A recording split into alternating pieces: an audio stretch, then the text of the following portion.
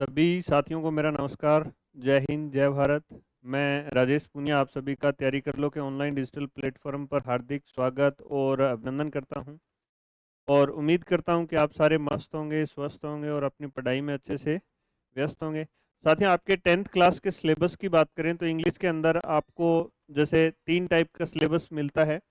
यानी आप अपने बात करें कि जैसे अपने सिलेबस से पहले सबसे पहले मार्किंग का जो पैटर्न है उसके ऊपर बात कर लेते हैं। किस तरीके से अपने मार्किंग का पैटर्न रहेगा, यानी इसमें टाइमिंग क्या रहेगी, मार्किंग किस तरीके से होगी। आपका जो पेपर है वो 3 घंटे का रहने वाला है। ठीक है, यानी आपका एग्जामिनेशन जो टाइम है वो कितने टाइम का रहने वाला है, 3 घंटे का रहेगा। उसमें से 3 घंटे, ठीक है, 3 घंटे का आपके पास टाइम रहेगा। अब उसमें आपको जो पेपर होगा आपका, वो पेपर 100 नंबर का होगा। टोटल उसका जो अपना पेपर होगा उसका नंबरिंग कितनी रहेगी, 100 नंबर। उसके अलावा आपके लिए जो पेपर आएगा वो कितने नंबर का आएगा, 80 नंबर का।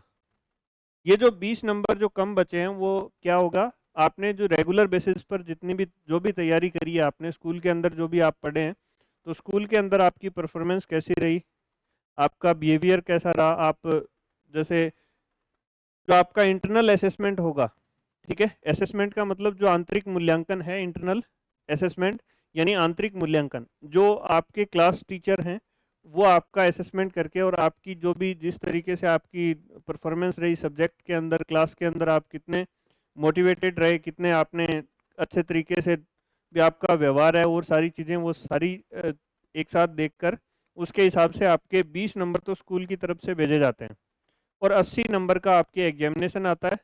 टोटल इसका 100 नंबर रहेगा और इसमें ये आप जब 80 नंबर का एग्जामिनेशन हॉल के अंदर पेपर सॉल्व कर रहे होंगे तो आपको 3 घंटे का टाइम दिया जाएगा। उसके अंदर किस किस तरीके से आपके लिए रहेगा, पहले थोड़ा सा इसके अंदर आपका कुछ सिलेबस जो पिछली बार था लेकिन इस बार नहीं है, जो डिलीट किया गया है। जैसे फर्स्ट फ्लाइट में से ये 2 चैप्टर, पांचवा और छठा जो चैप्टर है ये आपका डिलीट किया गया है, ठीक है। और उसी तरीके से फर्स्ट फ्लाइट के अंदर जो आपके पोइम्स वगैरह दी गई हैं, फर्स्ट फ्लाइट के अंदर एनिमल्स नाम से जो पोइम थी 7th नंबर, वो अब आपके एग्जामिनेशन के अंदर आपसे नहीं पूछी जाएगी, ठीक है। ये आपका क्या है, डिलीटेड सिलेबस है, यानी ये वाला सिलेबस आपकी इस बुक में से एक चैप्टर ये फर्स्ट फ्लाइट में से जो पोइम है और उसके अलावा 2 चैप्टर ये, यानी पांचवा छठा जो चैप्टर है फर्स्ट फ्लाइट का, आपके 2 बुक्स हैं उनके अंदर ये नहीं आएगा, ठीक है। ये प्रोज का भाग है और ये क्या है, अपने पोइट्री का भाग है। पोइट्री क्या होती है, प्रोज क्या होती है। देखो, पोइट्री और प्रोज की बात करें अपने, तो प्रोज के अंदर अपने को मिलता है वो मैटर जो अपने जैसे थियरी बेस पर होगा। आपको कोई भी चीज़ के ऊपर, मतलब कोई भी पॉइंट के ऊपर आपको एक लेख लिखा हुआ मिल सकता है, उसके अलावा कोई भी स्टोरी वगैरह कुछ भी इस तरीके का आपको मिल सकता है। लेकिन जैसे अपने पोइट्री है, इसके अंदर क्या होगा, एक पोइम होगी, इसके अंदर राइम स्कीम होती है, इसके अंदर अपने मीटर के अंदर लिखी जाती है, जैसे अलग अलग इनका सिस्टम रहेगा, यानी इसको गाया जा सकता है। और ये वाला चीज़ है, इसको क्या किया जा सकता है, पढ़ा जा सकता है, ठीक है। तो ये वाली चीज़ें हैं, इसके अंदर इनका स्ट्रक्चर फिक्स होता है, इनके अंदर इनके जो अपने पोइट हैं इनके नाम आपको याद होने चाहिए। दोनों जो चीज़ हैं ये वाला, और जैसे ये जो चैप्टर हैं प्रोज और पोइट्री वाले, इनके अलावा ये दो हटें, इनके अलावा जो भी चैप्टर हैं उनके पोइट के नाम, उनके राइटर के नाम, और उसके अलावा जो आपका पोइट्री जितनी भी आपने पोइट्री के अंदर जितनी भी पोइम्स हैं उनका नाम आपको अच्छे से याद होना चाहिए। उसके अंदर उनकी थीम क्या है वो सारी सारी चीज़ें आपको याद होनी चाहिए, ठीक है। तो ये अपने जैसे फुटप्रिंट्स विदाउट फीट, इसके अंदर से ये वाला अपना जो चैप्टर है 8th नंबर ये डिलीट हुआ है, तो ये चैप्टर आपने नहीं आएंगे इस बार सिलेबस के अंदर, तो ये चीज़ आपको अच्छे से याद हो जाएगी।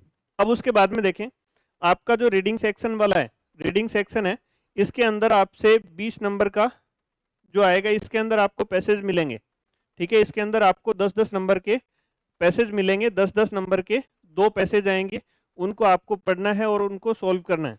उसके अलावा जैसे ये ग्रामर ग्रामर वाला पार्ट है ये 20 नंबर का आएगा, ठीक है। और ग्रामर के साथ साथ राइटिंग वाला जो सेक्शन है, लेटर राइटिंग वगैरह जो भी आपके आएगा, तो वो सारी की सारी किसके अंदर कितने नंबर की रहेगी, 20 नंबर की। 20 में से 10 नंबर अपने किसके रहने वाले हैं, ग्रामर के, और 2 आपने 5-5 नंबर के 2 आपके सेक्शन रहने वाले हैं राइटिंग के अंदर। और अब उसके बाद में आपके लिटरेचर की बात करें तो लिटरेचर का जो पोर्शन है वो कितने नंबर का रहेगा, 80 में से 40 नंबर का। ठीक है, तो ये दोनों चीजें, वैसे तो देखो तीनों चीजें आपस में इंटरकनेक्टेड हैं। अगर आप इस वाली चीज को याद करते हो, इस वाली चीज के लिए अगर आप आंसर करते हो तो आपको ग्रामर की जरूरत पड़ती है। जिनको अगर अच्छे से ग्रामर याद है, ग्रामर थोड़ा सा जैसे रूल वगैरह याद है, या सेंटेंस की स्ट्रक्चर आप अच्छे से बना लेते हो, सेंटेंस अच्छे से बना लेते हो, तो आपको कहीं पर भी रिक्वायरमेंट नहीं रहेगी कि भी आप इनका, जैसे जो आपके बुक्स वगैरह में या आप कहीं से इसको रट के जाओ और उस तरीके से आप अपने क्वेश्चन भी अपने तरीके से लिख सकते हो, और उससे टीचर ज़्यादा इंप्रेस होते हैं बजाय अगर आप लिटरेचर के जो भी क्वेश्चन हैं वो आप कहीं से रट के जाएं। मैं एक ही चीज़ कहूँगा लिटरेचर के लिए कि आपको कम से कम इसका हिंदी के अंदर इसके राइटर का नाम और सारी चीज़ें जो अपने हैं वो आपको आनी चाहिए। ठीक है, तो अब इसमें देखें अपने टोटल 28 चैप्टर्स हैं। 28 चैप्टर्स किसके हैं, लिटरेचर के हैं। उसके अलावा 5 टॉपिक अपने ग्रामर के हैं। राइटिंग सेक्शन के अंदर अपने 2 चीज़ मैंने आपको बताई। ठीक है, आगे अपने इनके देखेंगे इसके बाद में।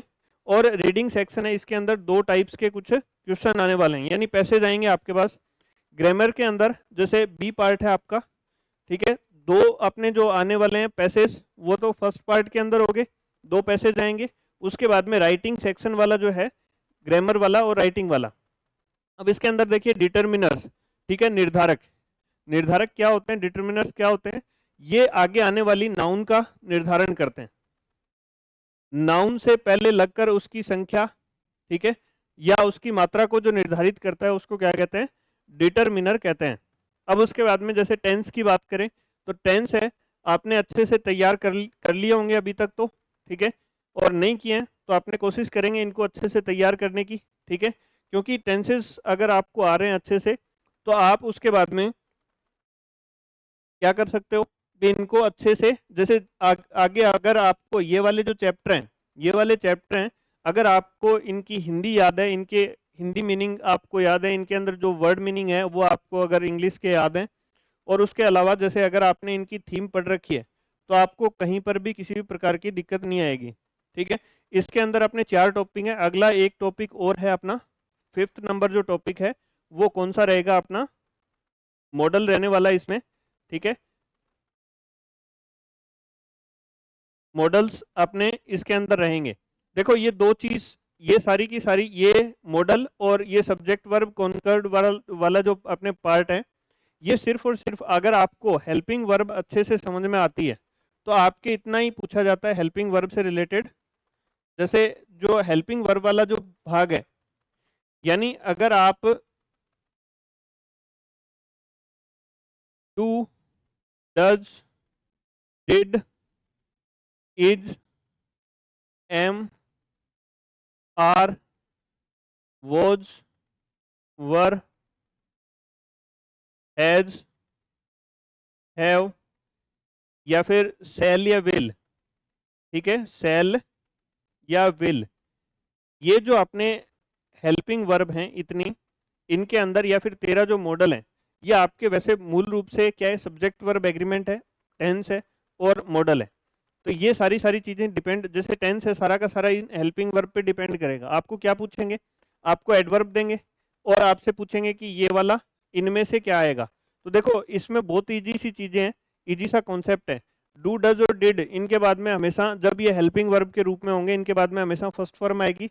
इजेमआर वोजवर के बाद में 2 ही चीज आ सकती है, या तो क्या आएगा, फर्स्ट फॉर्म प्लस आईएनजी, या फिर मेन वर्ब। जब एक्टिव से पैसिव बनाते हैं, आपके है नहीं, ठीक है, एक्टिव से पैसिव बनाते हैं तो इसके बाद में इजेमआर के बाद में मेन वर्ब की 3rd फॉर्म आती है। अपने डायरेक्ट से इनडायरेक्ट, अपने डायरेक्ट से इनडायरेक्ट नरेशन वाला जो पार्ट है, इसके अंदर देखो अगर आपने सेंटेंस के टाइप पढ़े हुए हैं भी, जैसे अपने जो एसरेटिव सेंटेंस है, अपने इंटेरोगेटिव, इंपेरेटिव, ऑप्टेटिव और एक्सक्लेमेटरी सेंटेंस अगर आपने अच्छे से पढ़े हैं, ठीक है, पहले की क्लासों के अंदर आपने अच्छे से याद किए, तो इसके अंदर मोस्टली अपने 5 प्रकार के चेंज करते हैं। अगर आपने हेल्पिंग वर्ब वाला चैप्टर अच्छे से, ये वाला जो इनको यूज करना अच्छे से सीख लिया, तो ये टॉपिक 2 इसी पे बेस्ड है, आपको कहीं पर भी कोई भी समस्या नहीं आने वाली। डिटर्मिनर्स हैं, अगर आपने एडजेक्टिव वाला पार्ट 8 पार्ट्स ऑफ स्पीच होते हैं अपने। एडजेक्टिव वाला पार्ट अगर आपने अच्छे से किया है तो आपको इसमें भी कोई दिक्कत आने वाली नहीं है। ठीक है, तो आपको ये जो हेल्पिंग वर्ब वाला जो सिस्टम है, अगर आप जैसे डिमांड करते हैं कि भी अपनी क्लासें आगे होनी चाहिए, तो ये मान के चलिए आपका टेंस का टॉपिक है, सब्जेक्ट वर्ब एग्रीमेंट है और रिपोर्टेड स्पीच है। ठीक है, ये सिर्फ और सिर्फ अपने बहुत इजीली और अच्छे तरीके से इनको मैं आपको बताऊंगा। इसके अंदर क्या है कि ज़्यादा आपने डरने वाली या घबराने वाली, क्योंकि देखो स्कूल के अंदर अपने जो टीचर होते हैं वो क्या करते हैं, जैसे टॉपिक लिखा और उसके बाद में सीधा टॉपिक पढ़ाना शुरू किया। अपने ऐसा नहीं करते, अपने क्या करेंगे, इनका जो बेसिक कॉन्सेप्ट है उसको अच्छे से समझेंगे, किस तरीके से अपने हेल्पिंग वर्ब यूज़ की जाती है। हेल्पिंग वर्ब अगर आपको समझ में आ गई तो टेंस के अंदर सिर्फ और सिर्फ जो फिक्स रूल है वही पढ़ने बाकी रह जाते हैं। सब्जेक्ट वर्ब अगर एग्रीमेंट या सब्जेक्ट वर्ब कॉन्कर्ड अगर आपको समझ में आ जाता है तो इसके अंदर क्या होता है कि सिर्फ और सिर्फ आपको जो फिक्स रूल हैं वो पढ़ने बाकी रहते हैं। बाकी वर्ब के साथ किस तरीके से एग्रीमेंट होता है, सब्जेक्ट का वर्ब के साथ किस तरीके से एग्रीमेंट होता है वो आपको अच्छे से समझ में आ जाता है। अगर ये वाला है रिपोर्टेड स्पीच की बात करें तो इसमें 5 चेंज है, आपको पता हो जाए कि भी 5 चेंज कौन से होंगे, तो आपको इसमें भी समस्या नहीं आने वाली। ठीक है, तो ये अपना रहेगा सब्जेक्ट वर्ब एग्रीमेंट का, अपने डिटर्मिनर का या फिर रिपोर्टेड स्पीच का और जैसे मॉडल्स का। तो मॉडल्स के बाद में हमेशा वर्ब की मेन वर्ब की कौन सी फॉर्म आती है, फर्स्ट फॉर्म आती है। ठीक है, ये जैसे फाइनाइट और नॉन फाइनाइट वर्ब अपने होती हैं। फाइनाइट वर्ब कौन सी होती है, जो टेंस बताती हैं, और नॉन फाइनाइट वर्ब कौन सी होती हैं, जो टेंस नहीं बताती। ठीक है, तो मॉडल के बाद में अपने या तो क्या आता है वर्ब की फर्स्ट फॉर्म, जैसे ओट के बाद में OUGST, इसके बाद में टू आता है। ठीक है, और उसके बाद में जैसे यूज्ड टू, इन दो के बाद में टू आता है। तो इनके बाद में तो केवल इनके बाद में टू इन्फिनेटिव का यूज किया जाता है। और बाकी जितने भी मॉडल हैं अपने 13 मॉडल कितने होते हैं, 13 मॉडल के बाद में हमेशा मेन वर्ब की फर्स्ट फॉर्म या बेस फॉर्म यूज की जाती है। देखो फर्स्ट फॉर्म तो इसलिए बोल रहा हूँ क्योंकि लगभग अपने जो वर्ब हैं बी को हैव को छोड़कर उसके अलावा जैसे जितनी भी वर्ब हैं उनकी वो हमेशा कौन सी फॉर्म में यूज होती है, बेस फॉर्म और फर्स्ट फॉर्म उनकी हमेशा क्या होती है, एक ही होती है। ठीक है, तो ये अपना इसके अंदर रहने वाला है। और उसके बाद में अगर अपने बात करें letter writing, formal letter writing आएगा आपके, और एनालिटिकल ग्राफ आएगा। इसके अंदर क्या होगा कि आपको कुछ आंकड़े वगैरह देकर और इसको सेटलमेंट करना इसका आएगा, वो आपने देखेंगे। ठीक है, अब ये चैप्टर आपके दिए हुए हैं। ठीक है, फर्स्ट फ्लाइट के आपके प्रोज के जो चैप्टर हैं वो 9 चैप्टर आपके दिए हुए हैं, और पोइम्स वाला जो चैप्टर है इसके अंदर आपको ये 10 पोइम्स वगैरह दी हुई हैं। और इसके बाद में फुटप्रिंट्स विदाउट फिट, इसके अंदर आपको 9 चैप्टर दिए हुए हैं। ये वाला जो सिस्टम है इसके अंदर आपको अच्छे से किस लिए याद करना है, इनकी हिंदी याद कर ली आपने तो आपके पूछे जाएंगे short answer type question. Short answer type question यानी आपको या तो 1 लाइनर, 2 लाइनर, 3 लाइनर इस तरीके से भी आपको वर्ड लिमिट देंगे, और उसके बाद में आपको ये क्वेश्चन करने होंगे। अगर आपने इसकी हिंदी याद कर रखी है और आपसे जो भी पूछा गया अगर आपको अच्छे से याद है कि भी ये वाली चीज़ पूछ रहा है तो आप सीधा उसको वैसा का वैसा ही लिखिए। ये मान लेना कि भी जो एग्जामिनर है वो समझ जाएगा कि भी इसको याद तो था लेकिन ये लिखना नहीं आया। ठीक है, और अगर आपको अच्छे से याद होगा तो आपने रटी रटाई चीज़ें क्या होती है भी आप जैसे अगर रटोगे कोई चीज़ को या कोई चीज़ बार बार कोई पढ़ के जाओगे तो आपका माइंड इतना काम करने लग जाएगा कि आप अच्छे से अपने खुद के सेंटेंस बनाकर अपने हिसाब से उनको लिख सकते हो। ठीक है, तो उसके लिए आपको इसी तरीके से तैयारी करनी है कि आप सबसे पहले इनकी जो भी हिंदी है भी जैसे लेटर टू गॉड यानी किसान है वो उसकी फसल बर्बाद हो जाती है और हो जाती है तो उसके चक्कर में वो क्या करता है भी गॉड को लेटर लिखता है। ये सारी चीज़ें अगर आपने पढ़ी होती है, इसकी थीम आपको पता है, इसकी सेंट्रल आइडिया आपको पता है कि भी किस तरीके से इसमें क्या कहना चाह रहा है, और मेन जो बातें हैं वो अगर आपने नोट कर रखी हैं अच्छे से हिंदी के अंदर या अंडरलाइन कर रखी है, कोई भी चैप्टर है उसके अंदर कोई भी इंपॉर्टेंट लाइन है उसको आपने अंडरलाइन कर लिया और अच्छे से आपने पढ़ा हुआ है, फिर आपके एग्जामिनर आपसे कोई भी क्वेश्चन करता है तो आप उसका आंसर अपने बेसिस पर लिख सकते हो। ये वाली चीज़ होगी। इसके अंदर जैसे फर्स्ट फ्लाइट है इसमें से कितने क्वेश्चन आएंगे आपके, 5 क्वेश्चन आएंगे उनमें से आपको 4 क्वेश्चन करने होंगे, केवल 4 ही चेक किए जाएंगे। अगर आपने 5वां क्वेश्चन किया है तो आपका 5वें क्वेश्चन के नंबर नहीं मिलेंगे। शुरू में जो 4 क्वेश्चन किए आपको उनके चारों के नंबर मिलेंगे, ठीक है। उसके अलावा फुटप्रिंट्स विदाउट फिट, ये वाला जो है इसके अंदर से आपको इसमें 3 क्वेश्चन दिए जाएंगे और आपको करने कितने होंगे, 2 ही क्वेश्चन के आंसर देने होंगे। आप तीनों आंसर देते हो तो आपके तीनों के चेक नहीं होंगे, सिर्फ 2 ही आंसर जो आपके पहले लिखे गए उनको सही माना जाएगा, ठीक है। तो आप याद रखें, ठीक है। कई बार स्टूडेंट्स आते हैं और फिर बताते हैं कि भी सर ये वाली चीज़ हमने 5% कर दिए शुरू वाले के और इसके एक ही करके आए, ठीक है। तो ये ऐसा नहीं करना है आपको, है ना। तो इसमें क्या करना है, 5 क्वेश्चन आएंगे, 5 में से जो भी आपको अच्छे से 4 आ रहे हो वो 4 क्वेश्चन आपको करने हैं। और जैसे फुटप्रिंट्स विदाउट फिट, इसमें से शॉर्ट आंसर टाइप यानी छोटे 2 लाइन के, 3 लाइन के, 4 लाइन के जो क्वेश्चन के आंसर करने हैं आपको वो आएंगे। तो उसमें से आपको 3 में से 2 करने होंगे। फिर उसके बाद में अगर आपने बात करें आगे लॉन्ग आंसर टाइप क्वेश्चन की, तो 2 क्वेश्चन आपको फर्स्ट फ्लाइट में से और 2 क्वेश्चन आपको किस में से मिलेंगे, फुटप्रिंट्स विदाउट फिट इसमें से आपको 2 क्वेश्चन में से एक ही क्वेश्चन का जो आंसर है जो आपको अच्छे से आ रहा है वो वाला करना है, ठीक है। और उसके बाद में अपने बात करें तो लिटरेचर वाला जो पार्ट है उसमें से आपको 2 पैसेज मिलेंगे, ठीक है। पहले जो चैप्टर जो अपने पहले जो रीडिंग वाला जो सेक्शन था, सबसे पहले फर्स्ट में आपने बात करी थी, देखो यहाँ आपने बात करी थी ये वाली। तो इसके अंदर तो क्या है कि आपको 2 पैसेज अनसीन मिलेंगे, ठीक है, 2 पैसेज अनसीन मिलेंगे ये वाले। लेकिन लिटरेचर के अंदर आपको जो पैसेज मिलेगा वो किस तरीके का होगा, जो आपने पहले पढ़ा हुआ है, ठीक है। 2 पैसेज आपको मिलेंगे जो आपने अच्छे से पढ़े हुए हैं। एक पैसेज आपको जैसे चैप्टर से मिलेगा और एक पैसेज आपको पोइम से मिलेगा। इनके 5-5 क्वेश्चन आएंगे आपके, ठीक है, 5-5 क्वेश्चन आएंगे 5 नंबर के, ठीक है। तो ये इस तरीके से आपका पेपर का पैटर्न रहने वाला है।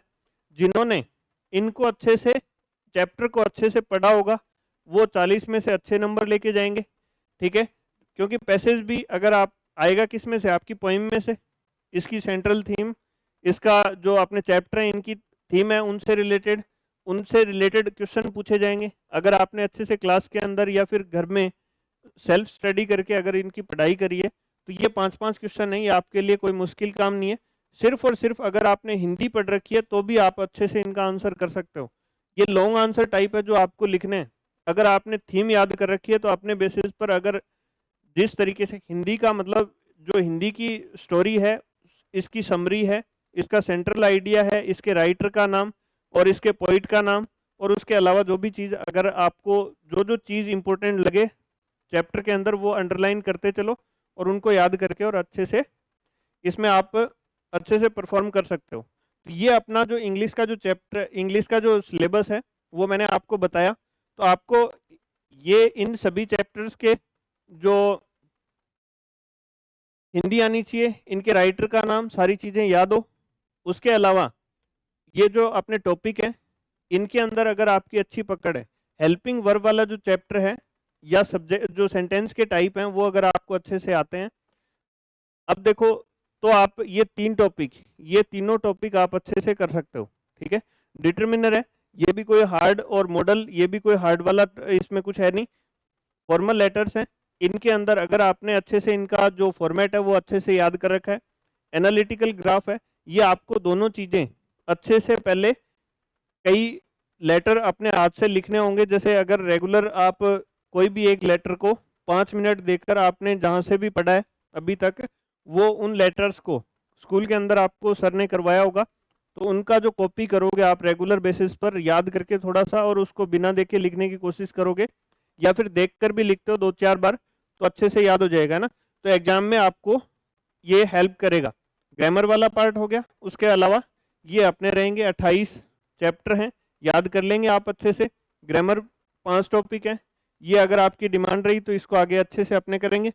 और राइटिंग सेशन ये आपको बता ही दिया कि भी जैसे 2 आपके राइटिंग वाले आएंगे, रीडिंग सेक्शन इसमें से 2 आपके सबसे पहले जो चैप्टर हैं इसके अंदर ये वाला तो ये आ जाएगा ना। तो ये अपना 10th का सारा कंप्लीट सिलेबस रहने वाला है, और ये मैंने आपको बता दिया कि ये आपके नहीं है, भूलकर भी इनको नहीं पढ़ना है ना, क्योंकि ये अगर आप पढ़ोगे तो आपका टाइम ही खराब होगा, आपके एग्जाम में इससे क्वेश्चन नहीं पूछे जाएंगे, ये आपकी टाइमिंग रहेगी। ठीक है, तो आज के लिए रखेंगे अपने क्लास इतनी। ठीक है, और आप अच्छे से पढ़िए, किसी प्रकार की कोई समस्या है तो हम आपके साथ हमेशा बने रहेंगे। ठीक है, तो आज के लिए इतना ही। सभी को धन्यवाद। जय हिंद, जय भारत।